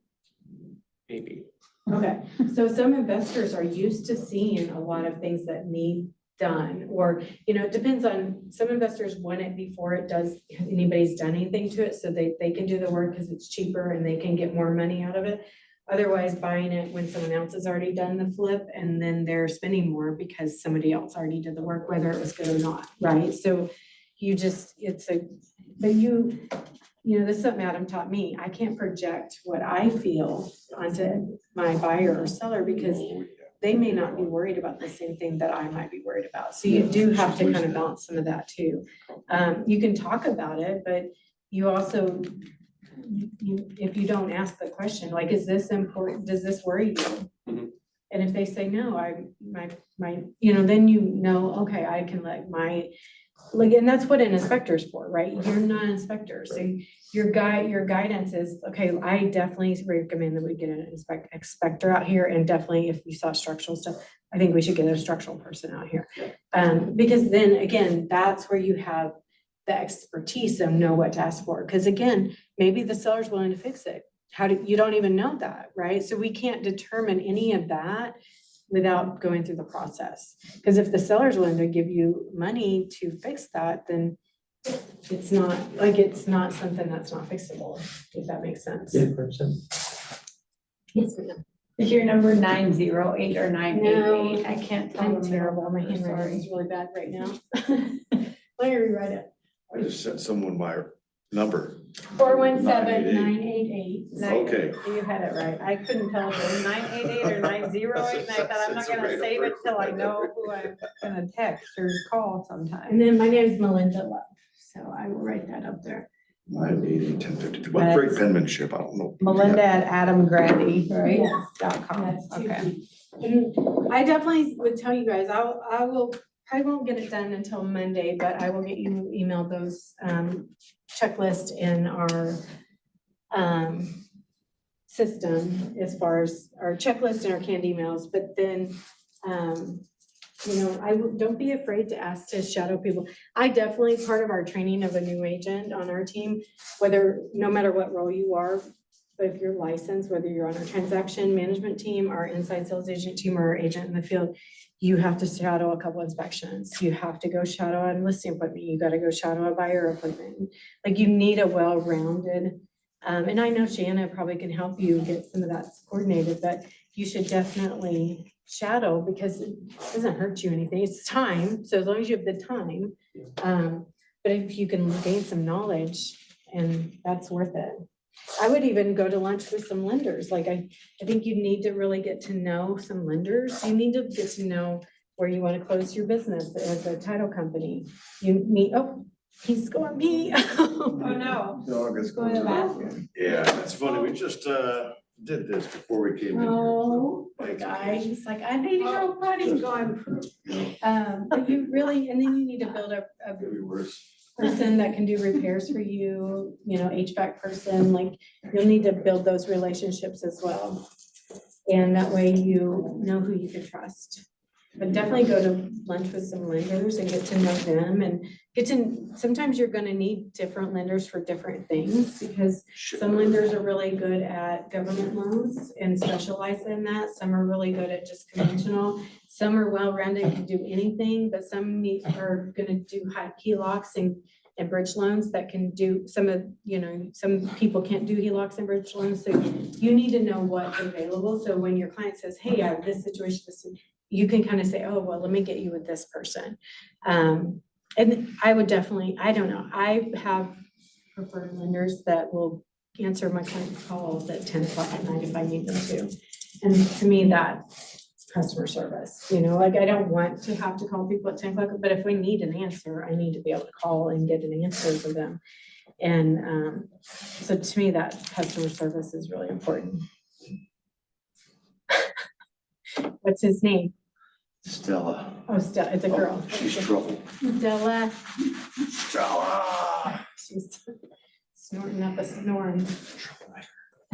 All right. 70% referral is, Repeat referral that's business. very high.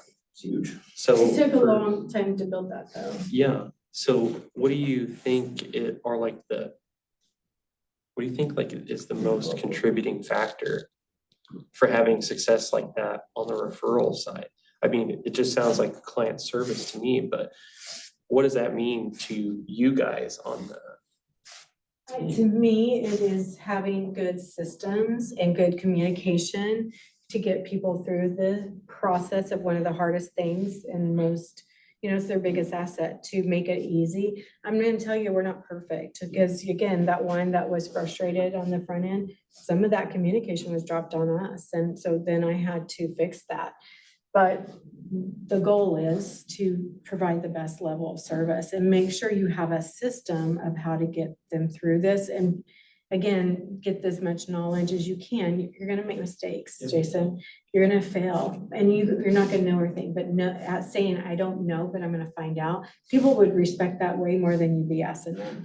Yeah. People don't expect you to know everything, but they do want an honest answer. I'm just glad that I didn't have too many appointments already. So I don't have to go back and have some more conversations again. I did have a question from something that popped up really early, because you said strategy session. So whenever you're having like a buyer's consultation, do you have like a discovery sort of session and then a strategy session that follows it to separate all of that data? Carrie's our lead buyer's agent, and she usually will do those, and Bo does them too, and they usually do them about an hour. Sometimes it just depends on the people, but maybe sometimes a little longer, but try to be done within an hour. And usually that is a needs analysis. It's looking at, we're pulling up the computer and what's on the market right now that you are looking for, what's your must-haves, what's your absolute no's. Like, I would not look at a house, like, because we don't want to waste their time, right? Like, we want to show them, we don't want to show them 100 houses to buy one. We want to show them 5 houses to buy one if we can. Of course, that just varies. Some people need acreage, and so it's all over the place as far as what timeline that truly looks like. But our goal is to ask 100 questions to help them not have to look at 100 houses and really fine tune what that search looks like. And then know their motivation. You definitely need to know, why are they doing this, and know their timeline, because they can maybe call in on the phone and say, oh yeah, we're like 6 months out, but people's timeline changes. I had a sphere where they met with Carrie a couple of years ago, and they said, we're in a 6-month lease, we can break it at any time, so we're not in any hurry, rush, but if we find the right house, we can easily break our lease. Well, she heard that and she's like, they're in a 6-month lease, they're 6 months out. I'm like, no, they're ready. They just need to find the right house. We had them under contract in 2 weeks for a new dream home. And it was such a great house. It was such a perfect house. So you can't hold on to timelines. They will move up and they will move out. The biggest thing is staying in touch with those people, but never hold their timeline, because you're going to be disappointed that you either missed the boat and they went with someone else because you didn't follow up, or they needed you sooner and they need to go, or they're going to push it out. Interest rates definitely did that to some people. And then some of you may have seen what COVID did. Like, it was crazy. How many loans did you do that year? $1 billion. It was a lot. It was nice, It was nuts. but it was hard to, It judge. was hard. Yeah. It was a different A hard. lot of disappointed people, a lot of happy people, but, Yeah. But they were paying a lot for homes too. Yeah. That price went up. Within the construct of time and being one individual. Obviously we have different aspirations, different goals. My goal is like 14 units in 1 year. When you have so many different types or you have listings, obviously it takes a little bit less attention, but you still have a timeline with that listing. How many buyers should I take on at one time before I'm like red in the ears and like trying to juggle things? I can't. I mean, is 10 too much at one time? I think you're the only person that can determine that, because honestly, we all have different capacities. So some people can handle 10 buyers with ease, and other people would literally lose their mind. Yeah. I mean, 10 it just depends on the stage that they're at too. Like, are they all ready to go right now? Or are some of them out here and they're B buyers or C buyers, and I just need to stay in touch with them once every week or two? So like, ready right now buyers, 10 would be a lot at once all together. Bo is one of our buyers agents, and he's got a pipeline, and he's got about 18 in that first pool that he's staying in front of, but with this market, you just, until we find the right house, right? Because we're not all buyers have the right house on the market yet. So it's just a matter of paying attention to what's going on in the market, make sure you send it to them when it fits their bucket. But I do find everybody has capacity and it is different. Like Adam closes 100 homes plus every year by himself with our team. Just saw That's- Colton News, big Colton news, that just was did, huge. yeah, Colton just hit 100, which again, that's not the average agent on your team. Most of them close 50 to 80, but most, like some people have a higher capacity than others. Sure. But I would definitely be real with yourself and say, I'm starting to feel this. I need to take a minute and just be, I just say taking and planning out your day each day might be when you're overwhelmed like that or have a lot, is just making sure you're planning it out, making sure you're following your calendar, because you're gonna have things pop up that you didn't expect. Sure. And those fires that you have to put out, those are fun stuff. But I love it. I love every minute of it. It is a lot of fun. So is there a calendar template, maybe on Google Calendars or within Command that we can say, all right, hey, we're a buyer, we're going on contract, set this date up, this date up, this date up on my calendar, or I have to manually go into Google and say, all right, we're on contract here, this is my deadline, this is the expected closing date. Command may have those triggers. I honestly don't know, because Sisu that we use does, it'll What is it? notify us. It's called Sisu, but it's kind of like Command, but it's just for teams. And I would say that it does give us reminders of those deadlines, but manually putting them on the calendar, we do still do that. We do that just to, like, we never want to miss a deadline. So we have this in our system and we know like this went under contract and this date, here's our timelines. And so Sisu knows this too, and it notifies our transaction team, but we put it on the calendar for our agents too, to have those same reminders, so. I don't know, to me, when you're processing the contract, there's 10 things you really need to do right away. And if you guys want, I'll list them to you, but Yes. those 10 things you should knock out as soon as possible. So this is for a buyer. When a buyer goes under contract, you definitely need to put the effective date. You need to do the cover sheet, which is gonna get you all those dates, first of all. You're gonna know who you're dealing with. You're gonna process the contract. So process the contract, we're gonna order inspections. We're gonna put all the dates on the calendar. So not only the inspection date, our deadline of the first notice, our closing date is gonna be on the calendar. And then I always put 7 days before closing, so I have my email that goes out to them with all their information. Now, Melinda, do you usually, I know you give them choice of inspector, but do you have them call to schedule that? Or do you say, okay, pick it and then I'll call and schedule? We do it, but we have a team. So as a single agent, you may want to let your buyers do it, but just making sure they communicate, like we only have this many days and we've got to get the report back, review it, and make sure we get any specialists out. So I always try to get them to do early as soon as possible. And then again, if they're scheduling it, you need to know when it is so that you can communicate that to the other agent. So then we do an email to the client with a copy of the contract, all these first things and what's next. We do an email to the other agent, communicate who we are. We're gonna run this file as a transaction manager. Here's our deadlines. Here's a copy of the contract. Let us know if you have any questions. Title, lender, we're sending it to them, and then we're putting in Command. So but those are my 10, and you can do that. Like I can literally process a contract with all of that within an hour, hour and a half. Like you can do this. It takes a minute to get your rhythm in your system, but it can be done. You got to pick up the phone and call people and get it done. So after contract, we have creating a cover sheet, letting them all the contact points. We're creating the effective date, the inspection date. What was the other ones? You're gonna put your closing date on there.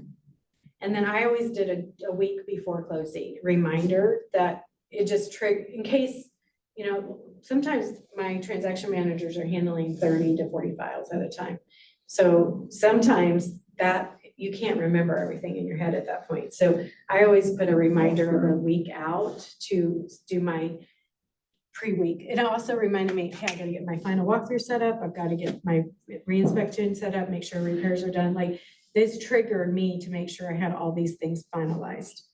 Because those 10 things before closing are really important too. So Is this one of the things that you'll possibly be sending us? Yay. I'm writing as fast as I can. I'm like, I don't think I'm getting all I'm of so this. sorry. I wonder if Yes, there's a I way was- in command, because in like there's that cultivate and all those stuff, like, Like a I task don't- list. yeah, You I was have a like, task out there. surely there's a way to put it in command somehow. I You was like, can build a task list out Yeah. there to get you your buy-side contract to close, get like time deadlines, this same thing. And when you put in the under contract date and you put in your 15 days of inspection or whatever, it should populate. I don't know, because I don't use command for that. So double check it. Don't just rely on it. Make sure it's doing it. But it should populate those reminders for you. because I was trying to think, I was like, I just imagine a scenario where you have just a handful of deals going at the same time. And you have all these checklists for all these different stages. That's a lot of info. Like how to keep that organized in like a really efficient way. I was like, surely command's hopefully got something to help. It does have a task, a system in there. I would tell you as far as capacity, this is Adam, when I started with him in 2016, he had closed like 227 homes that year before, and it was just him and a buyer's agent and a transaction manager. And so then I started with him in 2016 and we closed 262, and it was him, a buyer's agent, a transaction manager, and then we hired a showing partner. So capacity, it builds over time. Like you may feel like 10 is too much at the beginning, but then 10 might be super easy for you in a year. You know what I'm saying? Like the more you learn and the more you do it, the easier. It's like riding a bike, you get better at it, better at Better it. systems too. Yeah. Yeah. So it does get easier, and you're gonna, I mean, again, we still have things that come up that we've never dealt with before. Like this one we're dealing with right now, like that's a unique one that we may have had this one through twice before, but it's just not very common, very, very weird. And then you have, I mean, just really our job is to I always kind of think of our job as keeping the ball moving forward. Like if we're not staying in touch with it, that ball can totally go sideways if we don't pay attention. So it's just our job to keep moving the ball forward. And that's why, like as an agent, even if I was a single agent, I wouldn't hold back appraisals or something. I would educate my client why we can't do that versus just letting, because some buyers will tell you what you're doing versus you kind of guiding them, right?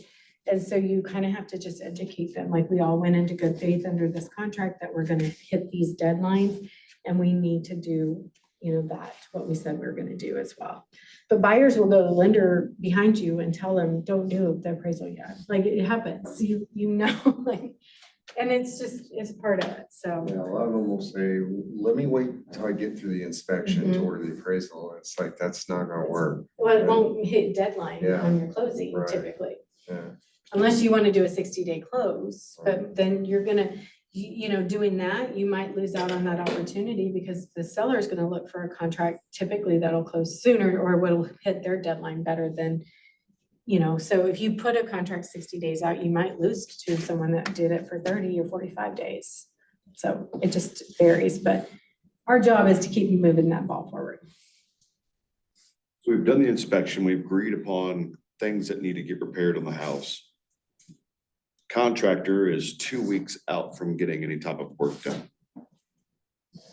Do we need to create an amendment to postpone the closing date?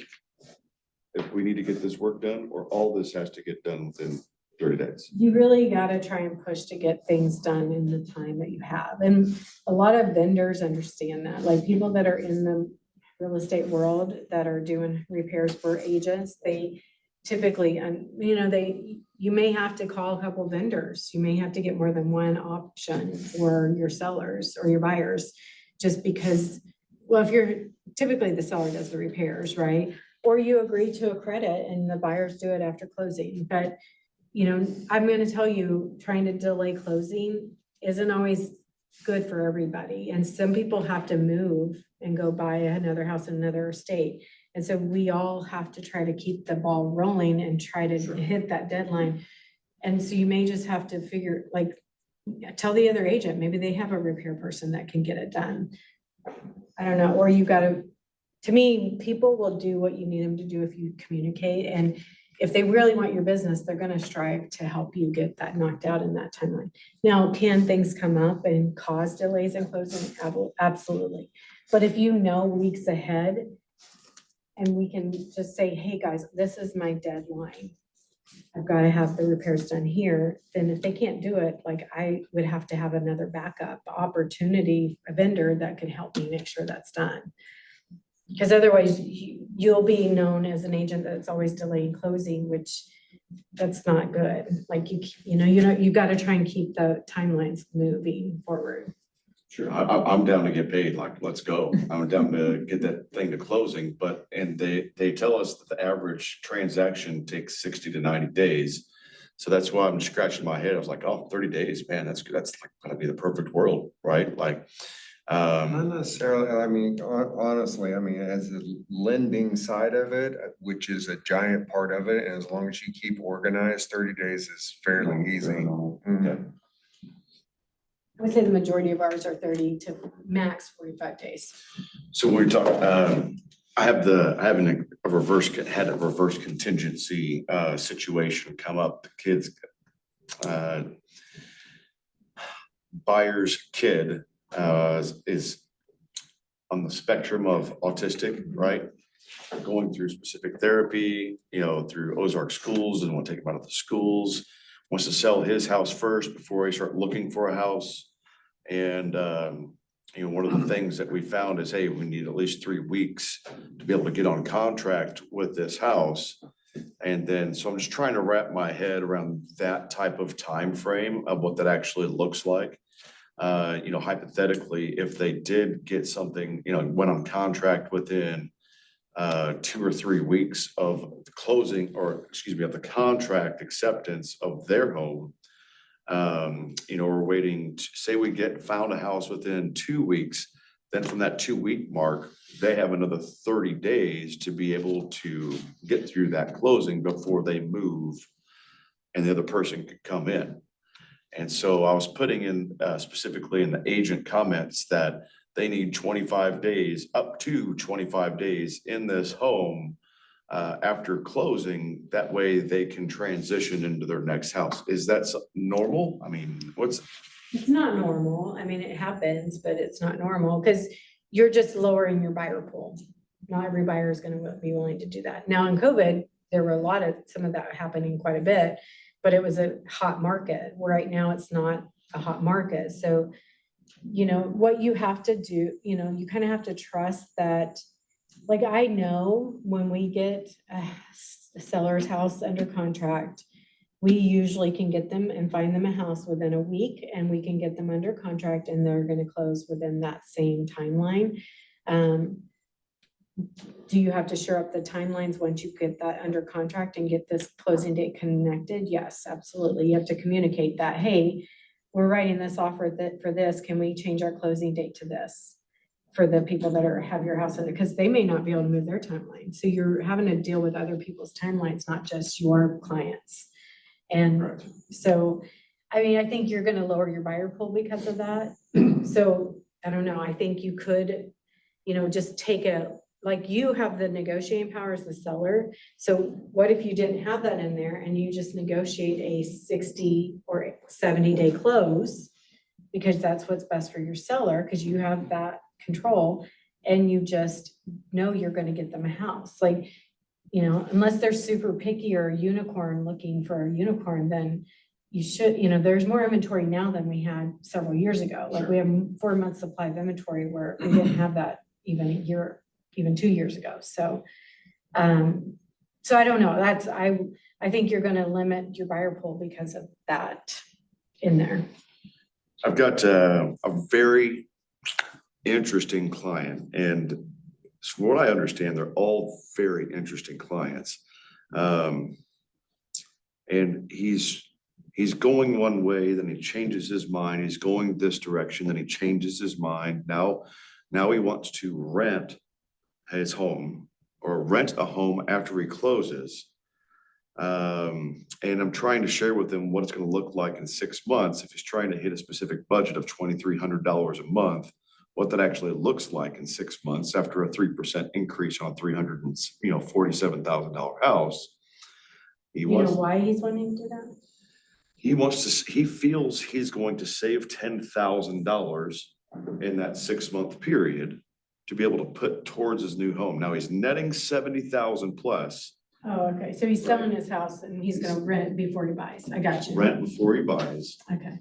And I had this conversation, I was like, I'd really like to meet at the office to share with you what, what decisions we're making, what our options are, and what's best for you. And you can make this decision. I just want to, as someone who has a fiduciary responsibility to him, I want to make sure his ignorant butt is looking at all the options before he says, yes, I want to rent.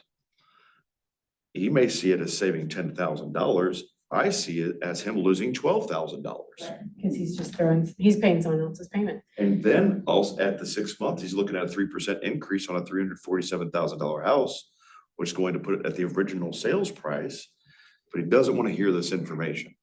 And so